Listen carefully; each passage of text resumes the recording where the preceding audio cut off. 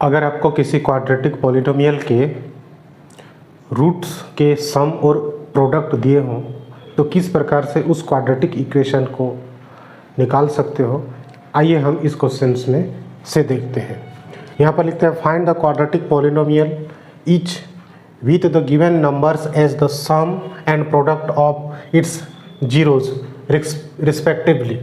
ये class 10 NCERT 2.2 का दूसरा क्वेश्चन है। यहाँ पर हमने कुछ क्वेश्चंस लिखा है, तो इसमें से रिस्पेक्टिवली हमको क्या दिया गया है, क्वाड्रेटिक पॉलिनोमियल के जीरोज के सम दिए हुए हैं, यानी कि अल्फ़ा प्लस बीटा दिया हुआ है और प्रोडक्ट अल्फ़ा इंटू बीटा दिया हुआ है। तो यहाँ से हमको क्वाड्रेटिक पॉलिनोमियल निकाल के लाना है। कैसे लाएंगे देखते हैं।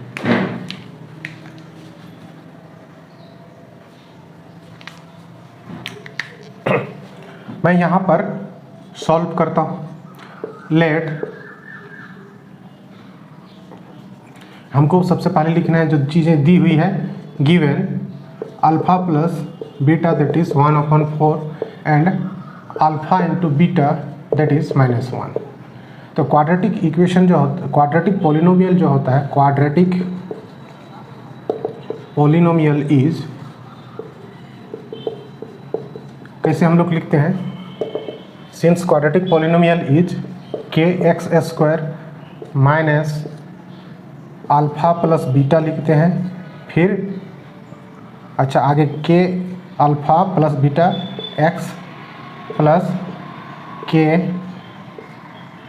अल्फ़ा इंटू बीटा लिखते हैं, जहाँ पर k एक कांस्टेंट है, जहाँ पर k एक कांस्टेंट है जिसका मान 0 नहीं हो सकता है।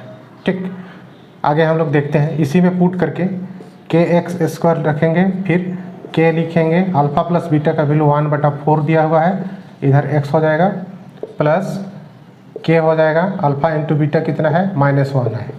इसको जब मैं सॉल्व करूँगा तो मुझे दिख रहा है kx² minus kx/4 minus k।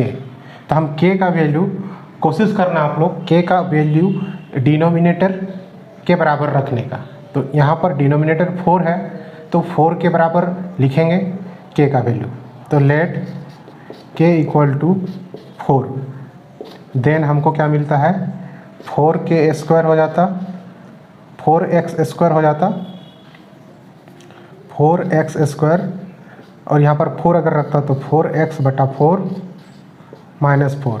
इसको जब काट देंगे तो हमको बच जाएगा 1। तो फिर हमको क्या मिलेगा, quadratic polynomial 4x² minus x -4। यही मेरा आंसर हो जाता। ठीक, ये चीज़ आंसर हो जाता। नेक्स्ट हम लोग इस क्वेश्चन में देखते हैं। तो हमको क्या दिया हुआ है, हमको दिया हुआ है alpha plus beta equal to √2 and alpha into beta that is 1/√3। क्योंकि क्वाड्रेटिक क्या होता है, क्वाड्रेटिक पॉलिनोमियल इक्वेशन बोल रहा हूँ मैं, बेसिकली क्वाड्रेटिक पॉलिनोमियल की बात कर रहे हैं। क्वाड्रेटिक पॉलिनोमियल इज क्या हो जाता, kx² minus k alpha plus beta लिखते हैं, फिर x, फिर plus k alpha into beta.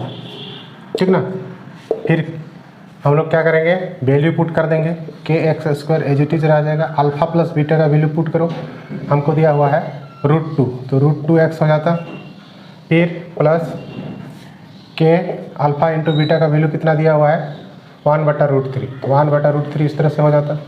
फिर हम यहाँ पर देखते हैं कि एक डिनोमिनेटर √3 है, तो फिर हम k का वैल्यू को क्या मान लेंगे, लेट k = √3। तब हमको क्या देखने को मिलेगा, √3x² माइनस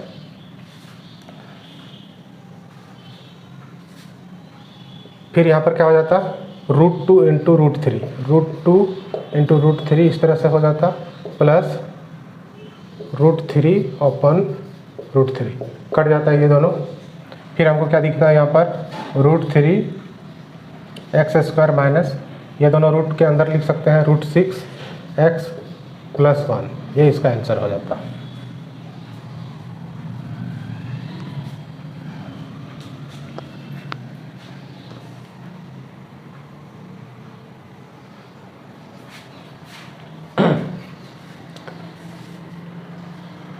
हालांकि आप लोगों का NCERT में ये √3 नहीं है बल्कि 1/√3 है, तो उस केस में कुछ दूसरा आंसर आ जाता।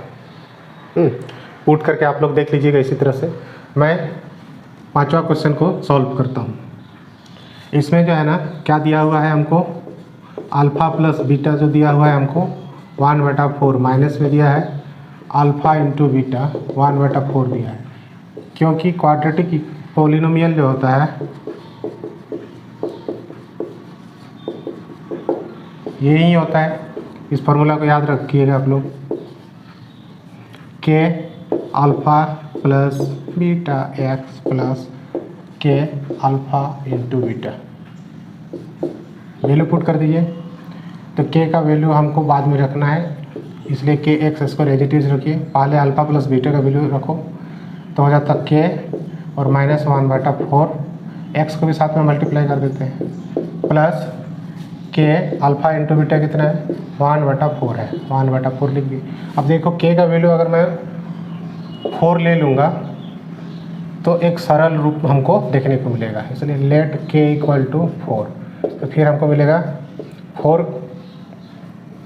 के का वैल्यू 4 ले लिया, 4x² हो जाता 4, और ये माइनस इधर से निकल जाता तो ये प्लस हो जाता, 4x/4 हो जाता, प्लस 4 इंटू 1/4। तो ये जहाँ जहाँ 4 है ऊपर नीचे कट गया है, तो हमारे पास बचा 4x² प्लस x प्लस 1, ये वाला इसका आंसर हो जाता। तो इसी प्रकार से आप लोग इस क्वेश्चन को बना लीजिएगा। Thank you.